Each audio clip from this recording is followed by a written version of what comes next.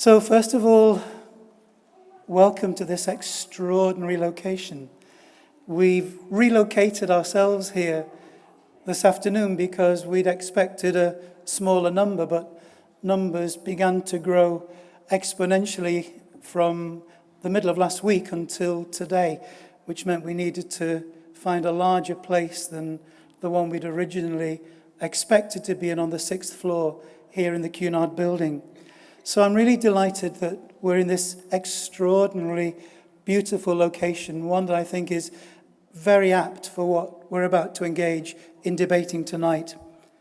So welcome to both residents and delegates to this IFB event being run by Engage Liverpool at the start of the city's enterprise and urban business theme and Europe Week of the IFB.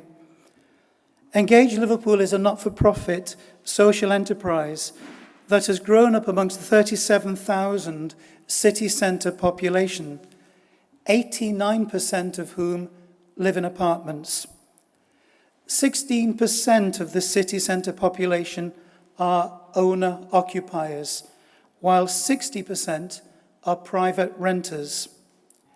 61% of the city centre residents are under 30 years old, and 37% have graduate or postgraduate qualifications. 62% of the city centre population live alone in their apartments. Engage operates at 3 distinct levels within the city to improve the quality of life for all residents. We work in apartment blocks, improving property management and social well-being. Our second level is we work in neighbourhoods, delivering the distinctive neighbourhood policy of the City Centre Strategic Investment Framework 2012 document.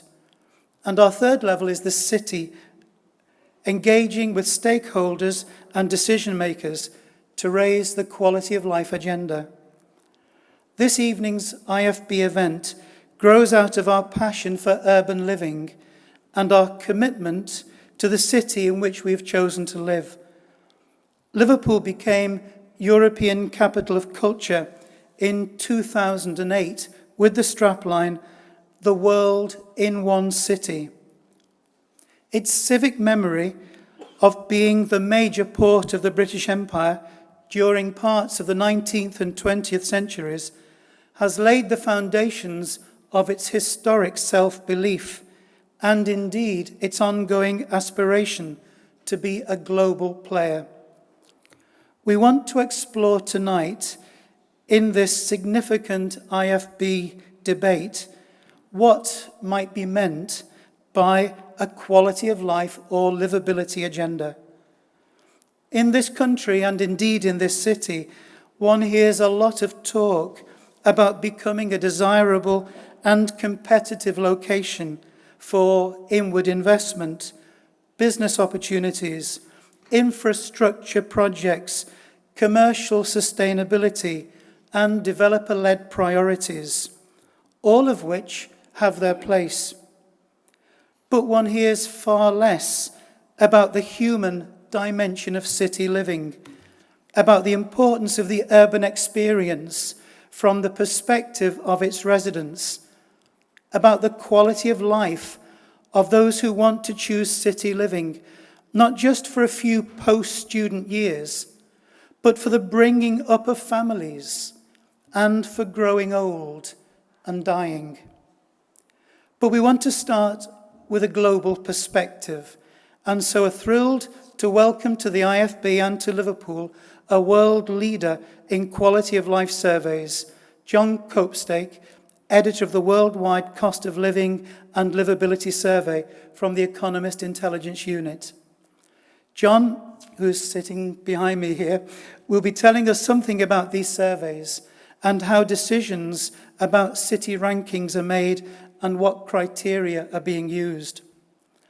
We also welcome our 4 panel members who will be leading the response to Jon's presentation, each from their own perspective.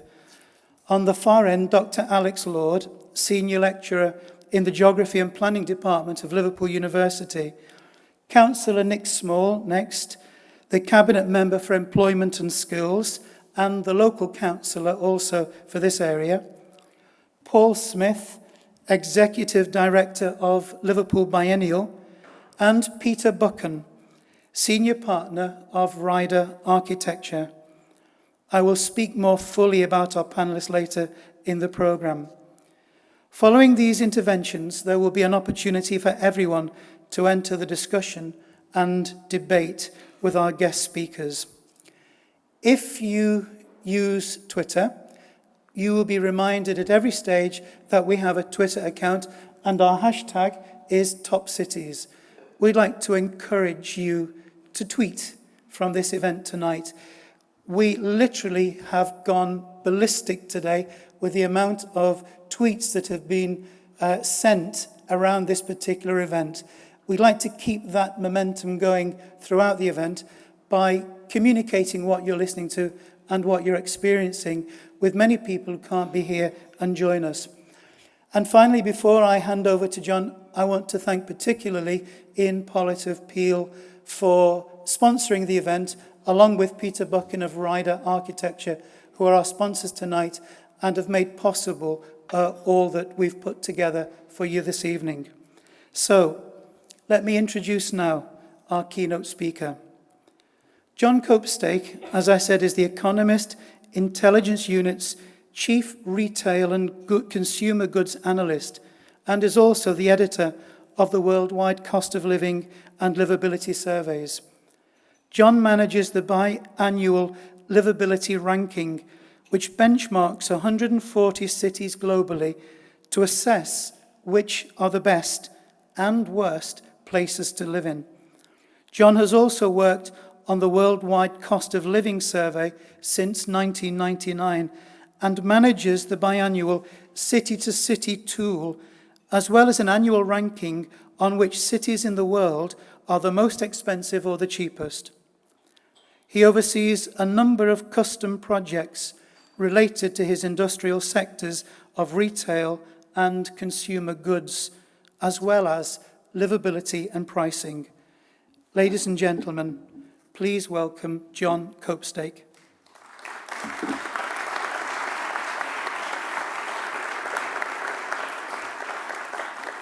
Thanks very much. I'd like to say thanks to Engage Liverpool for having me here. It's really nice to allow me to discuss livability with you and in such an open forum as well, which is quite a rarity. It's often quite a closed subject, and these meetings tend to go on behind closed doors, so it's good to open up with a broad sort of audience. I'll start at the very beginning with the word livability. So now I've got a couple of confessions to make around this. The first confession is that I think I might have actually invented the term livability. I don't mean the word itself. Livability is an American term, has been around since the 1980s or earlier, but the anglicised version with the letter E in the middle, I think I actually might have invented that. I can prove it as well. If you look at this slide, it shows a chart from Google Trends indexing how often the term livability has been searched on over the last 10 years. There's a spike here. That's when we first put out our first report. There's another spike here. This spike actually closed down our website. It was the level of interest was so powerful that site visits actually overburnt our servers, and we had to reboot our website. The biggest spike, which I believe is here, that happened in 2011 when Vancouver was overtaken by Melbourne as the world's most livable city.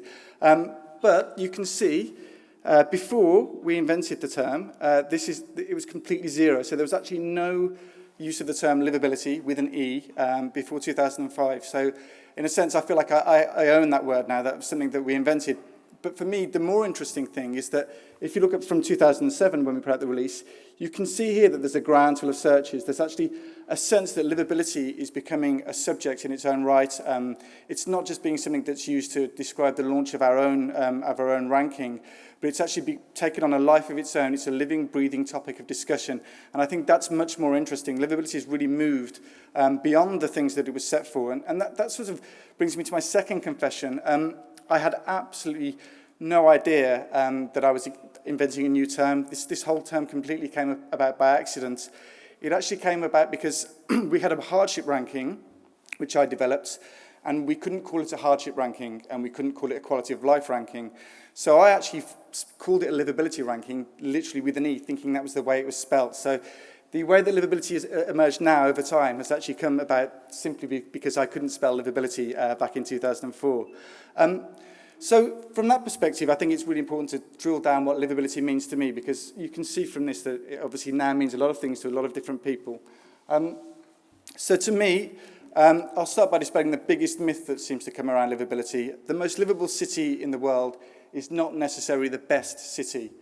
When we began measuring livability, we decided that you can't identify the best places in the world to live. It's pointless. Things are very subjective. Beauty is in the eye of the beholder. And trying to make a city good opens things up to complications of subjectivity and opinion, and these still exist with livability, but it's not something that we can really objectively measure in terms of what a good city is. So for us, what we did was we tried to term livability as a means of quantifying what tangible challenges or obstacles may present themselves to someone's life. So a city that is more livable is a city that has fewer challenges. So in a sense, rather than comparing which city is the best, livability really tries to seek out what is the least worst city. And to address this, we created a scoring system that addressed the core areas where we thought challenges in a city would impact on someone's lifestyle. So as you can see on this slide, we created 5 categories. We saw these categories as driving livability universally. These are things that people really do see as universally necessary to function in life, especially in a city. Within these 5 categories, they were broken down into 30 individual indicators. And one big challenge here is finding consistent city-level sources of data for a range of cities, and for a subject like livability, for a tactile subject which is largely opinion-based. So where we could take quantitative scores, we took quantitative scores, but the survey really heavily relies on scores by correspondents who are based in these cities, and we used a simple and easy scoring system for correspondents to use, and this also ensures that the survey is accessible so that people at the end users can also understand the survey and understand how the scores come about. We also vetted the scores to ensure comparability, to ensure context within a location, a country or a city. Now, obviously, this is far from perfect, and I'll discuss some of the shortcomings of this survey that our survey has a bit later on. But for me, the real strength of the survey lies in the overall rating it produces. People may disagree with an individual score in an individual city. They may have certain issue with scoring something as a 1 rather than a 2, etc. But when the final rating comes about, you can really see that they seem to put a city intuitively into the right area of livability in a global context. And I think a global context is also key here. So let's have a look at what the actual scores mean.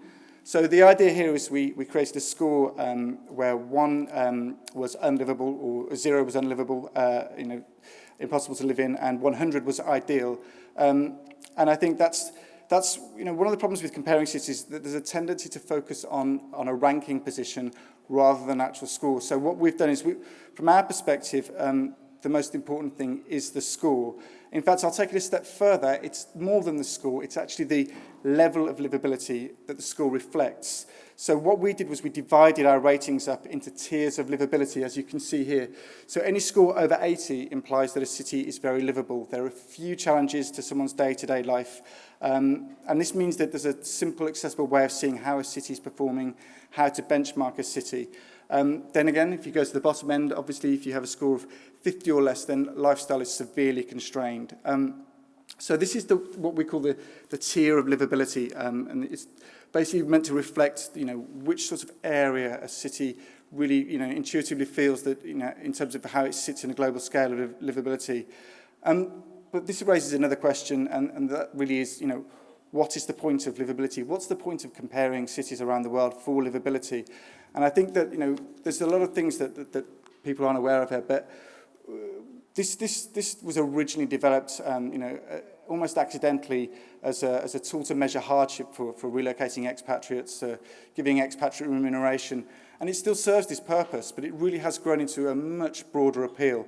So for us, we didn't realise what the point of measuring livability was, but it seems that it really is quite important to a lot of people. We've revised the methodology to make it a much more rough and ready benchmarking tool for cities. And companies now use livability as a means of assessing their own investment potential, as a first scan globally for looking at cities with potential or cities looking to invest in. But equally, cities themselves have become the biggest clients of livability, and they use it to guide their own strategies for self-improvement, certainly as a first sort of like first scan, first look ranking. And while our survey ranks cities broadly for a range of indicators, livability has come to be a very, very granular subject for strategic and civic planning. Architecture, infrastructural improvements, and also doing things like staging events, attracting international talent. All of those things have come into this amorphous cloud of livability, and that means that you can see that, that there's a huge interest in a whole array of areas in livability. As earlier on the Google slide, you can see that there's some big spikes in interest as well. And that also reflects the fact that there's a big public interest in livability. It's an emotive subject, and it's something that everybody has an opinion on. It reflects two very different avenues of feedback for citizens in cities, and I have this from first-hand experience. On the one hand, it allows them to express the pride that they have in the place where they live, and a lot of people who feed back to us are very proud of the places they live, and they take issue with the ranking because they really think it should be better.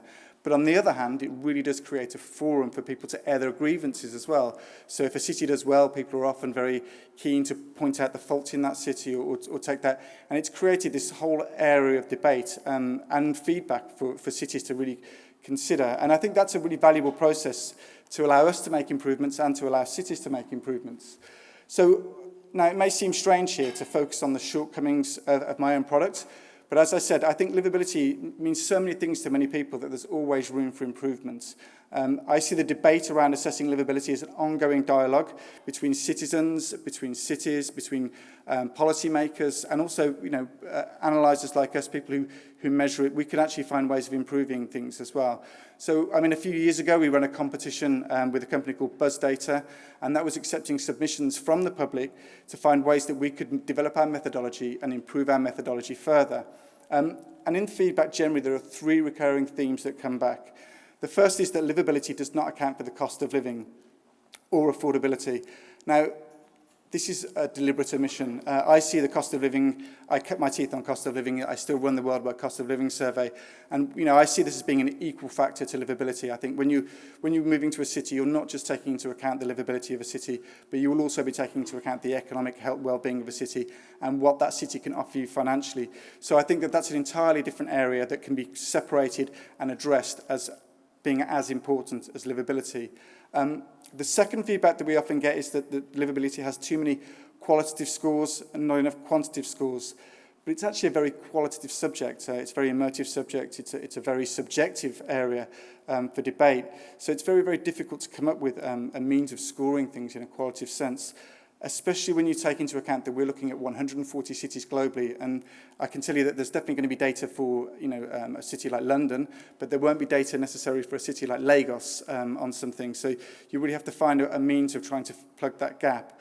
But I also think this is changing. Cities in particular are becoming very, very aware of this, and they're building up their own repository of data which they're sharing to create some comparable data sets to allow for improvement. The final section that we maybe don't include in livability is environmental considerations. Now, this survey was developed over a decade ago when environmental factors were possibly a bit less on the agenda, but these days they're becoming increasingly present. Pollution, green space, other environmental factors are really, really important when assessing livability. And I think this is something that's very important in a lot of cities, but it's especially true in China. I was in China a few months ago, and if you talk to anybody in China, whether it's an expatriate or a local, the first thing they ever talk about is the level of pollution in their city. I understand that a lot of people are leaving Beijing, expatriates are moving people out of their schools in Beijing, because in Beijing there are days where you cannot take your children out because it's too polluted for people under a certain age to be able to cope with. So I think that's obviously a key area. And we've actually put out our own benchmarking report on green cities, as you can see. We see that as a separate area, but I also think that it's something that can certainly be used to drive improvements in my own survey as well.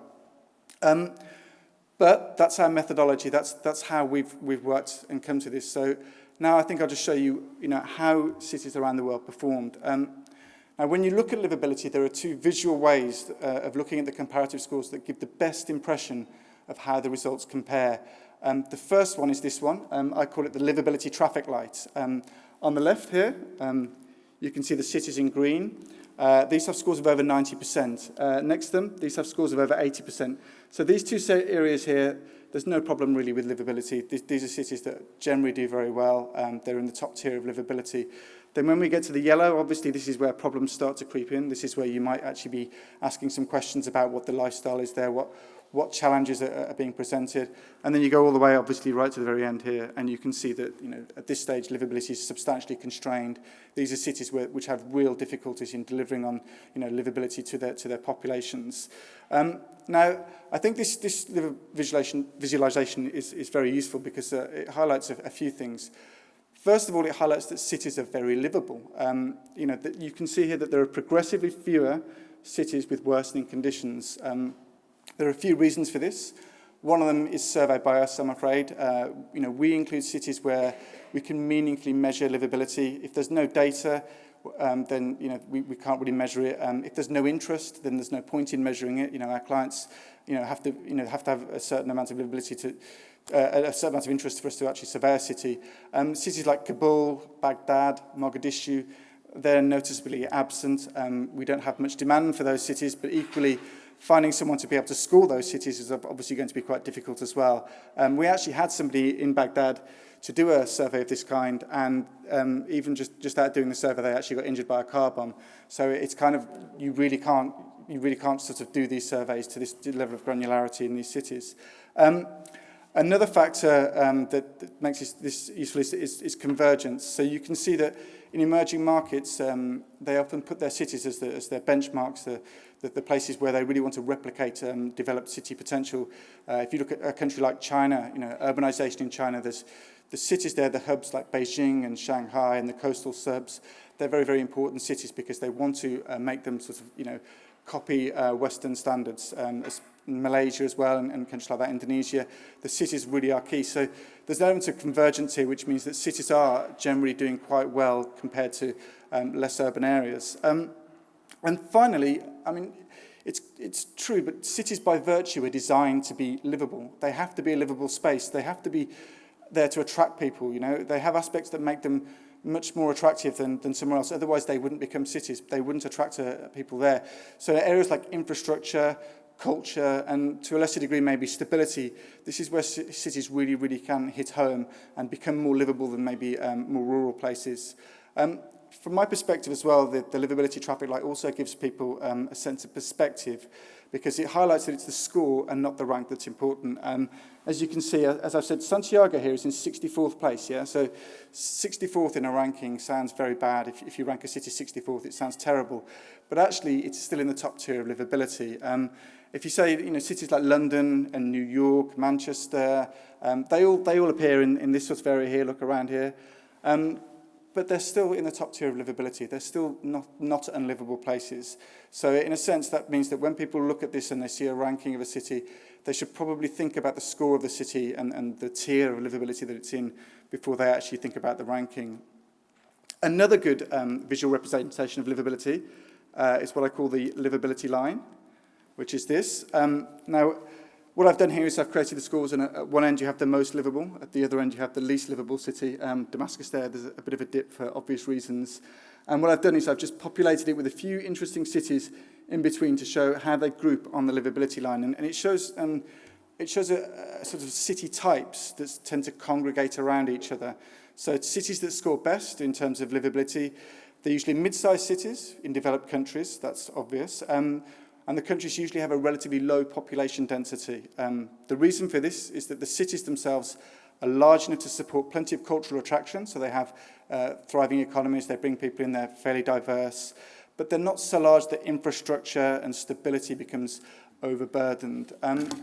So geographically large countries like Australia and Canada do particularly well. The reason for that is because they're geographically large countries, they have huge amounts of investment in infrastructure at national level, and that obviously helps the cities as well. So that's one of the factors, things like telecommunications, rail and air connections, those things really drive a city forward as well and make it much more livable. If you look closer to the middle here, you can see Manchester, London, New York.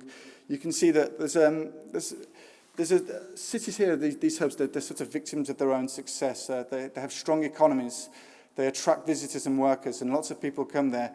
But as a result, that causes an overburdening of infrastructure. It causes higher crime rates, and it's kind of a balancing act. These cities really do sort of then struggle in other areas. I think this is part of the reason why we significantly say we don't have a best cities index, and we define things from a livability perspective. Some cities have an X factor, and that's a subjective thing. That's something that's in the eye of the beholder. It's also very difficult to define, and I think cities like this, they do not so well on livability precisely for that reason. But then if you come to the other end of the livability line, you can see that there's one key factor unifying an undermining of livability, and that's a lack of stability. So cities that do very poorly, the very first thing is that they have a lack of stability, and this is because it has a knock-on effect into other categories. A city that can't maintain stability because of wars or civil unrest or other disruptors, they find that there's going to be an impact on infrastructure, there's going to be an impact on healthcare, especially in the case of wars, and they can't attract people, so there won't be a cultural availability. Nobody wants to go and live in a war zone. Nobody wants to go and live in a city which has problems like this, and that means that they can't attract artists, they can't attract anything that would really make a city thrive and make it livable. And from this perspective, the building blocks of livability are very similar to Maslow's hierarchy of needs, or more simply, given that it's the World Cup, building a football team. You start with the basics, and then you add on the discretionary. So with a football team, you'll start with the defence. You'll start with making something stable, giving it something a bedrock on which to build, and then you will build up towards the top when you get the luxury players maybe coming in. And I think that's definitely true. With livability, you have to ensure stability first and foremost, and then you will drive infrastructure from that. And then healthcare and education will come on top of that. And then those things will come together, and that will attract businesses and talent, and that will create the culture that makes a city particularly strong. Now, this is the livability line looking at all of the cities. I'll have a quick look at the UK cities that we survey. As you can see, we only survey 2 UK cities, London and Manchester. I'm really sorry for the fact that I don't rank Liverpool. I'm from Birmingham, and I'm actually not very happy about the fact that Birmingham's not represented either. In fact, one of the Birmingham newspapers a few years ago ran a headline that claimed Birmingham was worse to live in than Harare because we didn't rank Birmingham, and that's simply not true. The reason is simply that Manchester, as much as we might hate it, is representative of the larger cities outside London. And you can see here, looking at the overall rating, how tiny the difference between Manchester and London is. You can see why we only survey 2 UK cities, because if anybody wants to say wants to rate livability for Liverpool or Birmingham, then we just say, well, just use Manchester because it's the same. And you can take some solace from that as well, because it means that Liverpool and Birmingham are actually better to live in than London, or more livable than London. So that's one area of civic pride that we can take from that. Now, UK cities score well in most categories, but as I mentioned earlier, they do suffer from this big city problem that maybe large developed cities have. They attract larger populations, and that weighs on infrastructure, causes congestion. And then there's some factors more recently that have come in to undermine this sort of stability score. The riots in 2011 caused us to downgrade our UK cities slightly, and because we're waiting now to see how things emerge, with the current economic climate, to see whether or not to raise them back up again. So, as I've already mentioned, livability is an extremely emotive subject. And it really does generate a huge response, politically, the media, the general public. So it's very interesting to see, some of the responses that the survey gets. I'll start with the good. It's nice to start somewhere nice. And here are some of the positive responses that the survey's had. Cities that do well are always very quick to leverage livability into their own marketing materials and seek to drive investment. I was talking to Jerry earlier, actually, and the Mayor of Vancouver is still making a huge inroads in political capital about the fact that Vancouver is a livable city, and it's sort of a buzzword in Vancouver generally. It's like livability seems to be coming out from all pores in all areas of the city planning. So, you know, it's largely politicians who benefit from this. When we developed the survey, we actually we had no idea that this would have a political impact. We really didn't, and we didn't think that it was something that, for example, the Prime Minister of Australia would be talking about in his speeches. Now, political ramifications have become something that we really can't ignore, and we've developed strict guidelines to ensure the editorial independence of the survey, especially since we've been lobbied by a number of state governments about the positions of their cities and about whether to include them. In fact, I had an email just today from a state government asking to be included in the survey, and we've had to develop really strict guidelines about how we engage with governments on this. With this in mind, because lobbying is another part of it, I'll move on to some of the less complimentary things that people have said about the survey. Now, you can't please everybody, and over the years I've had to develop a very thick skin when it comes to livability. We've not just had complaints from politicians, but also from the media, as you can see this up there, and from the public. In 10 years of working on this survey, I have had 3 genuine web stalkers who used to send me very, very unhinged emails on a regular basis, to the point where at one point I was actually a little bit concerned about it. There was a guy who was phoning us up constantly. That was kind of worrying. So you can see that it's an emotive subject, and it really does tap into a lot of people's, you know, thoughts and feelings. When Vancouver dropped from 1st to 3rd in our ranking, The Economist was inundated with emails. There were hundreds and hundreds of emails from angry citizens, which I had to personally answer every single one, which was a lovely job for me to do. I think I found out about that while I was on holiday as well, so it made my holiday all the better. But as with all things here, what the complaints seem to lack is a sense of perspective. So you can see the top one, the most offensive, I guess. In India, I was vilified for suggesting that terrorist attacks in Mumbai might be responsible for a lower stability score there. Now, for me, that's a no-brainer for me, but this was something that was caused a huge amount of offence in India. In Brisbane, our survey was described as a sad, sick joke, even though the livability score came out at 94%, which puts it right at the very top of livability. And it's almost a perfect score, but you know they weren't happy because they were ranked below Melbourne. My current favourite, though, is this Guardian piece, the Guardian opinion piece. Now, this really it made me laugh so much because it cites first world problems like waiting 20 minutes for a train, and snobbish coffee baristas formed the fulcrum of this whole article. This was based on that, and they said that this is what made Melbourne an unlivable place. Now, I'm not sure if you've been to many developing countries, but I'm sure that, you know, that bad coffee is not really on their list of agendas at the moment. And this brings us to my the final opinion on the ugly. So we've had the good and the bad. When I say ugly, I'm really not talking about this handsome chap here. You all know who Jeremy Clarkson is, I guess. This is a comment that Jeremy made for our survey a few years ago in the Sunday Times. Now, let's have a quick show of hands here. It'd be interesting to see, do you agree with what he's saying here? So he says that the only problem, well, you can read it yourselves if you want, but hands up those who agree with what Jeremy Clarkson has said. Give them time to read it. As painful as it is for me to agree with Jeremy Clarkson, I actually think he reveals an ugly truth about livability. I was recently in Geneva, which is a beautiful city on a lake, very well set, very livable, scores very well on a livability survey.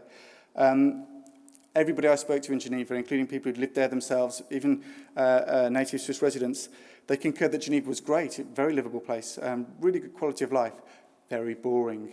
And that was the consensus that everybody seems to have about a lot of these locations. When it comes to livability, it's really worth reiterating that we're not looking for the best place in the world. You know, we're looking for the places that aren't going to challenge your lifestyles. And, you know, this can mean that they're also boring. And Jeremy's quite right. I've been to places like Colombo, Phnom Penh, New Delhi and Havana, mixtures of business and pleasure. And these cities would score terribly in terms of livability. But they're incredibly diverse places, they're very exciting places, and they're really good places to live. However, having said that, you know, if you're asking me if I wanted to live there for a few years when I was in my early 20s, definitely. I have 2 children now. If you're asking me if I want to settle there now in any of those cities, I would say no. And I think when it comes down to it, these safe cities, they may lack excitement, but the appeal that they have is indisputable because they draw in long-term residents. And if you're in it for the long haul, if as a city you want to bring people in, then you have to focus on being livable rather than exciting. And this also explains why livability has developed into a bit of a hot topic. I just thought I'd finish off here because I thought I'd share you with how all-pervasive livability has become as a term that helps dictate, drive policy and engagement. This short selection just that I took from the internet, I mean, you can see, livability is a consideration in things like asphalt. Freight and livability. I mean, the concept there for me is strange, but people are making these very tenuous links to livability because it's very much an amorphous thing that belongs to everybody. But if you look at the others, there is one thing that's very interesting about livability, and that is that in 10 years of talking about livability, it's still described as something that people do at a community level or a city level, but it's not something that's seen as a national thing. When people look at addressing livability, they're looking at addressing livability for smaller communities, cities, towns, but never nationally. So I find that's very interesting because I think that means that it's very much in the consideration of local government or local people, local policymakers, rather than something that it's ever engaged in at a national debate. So that's my views on livability.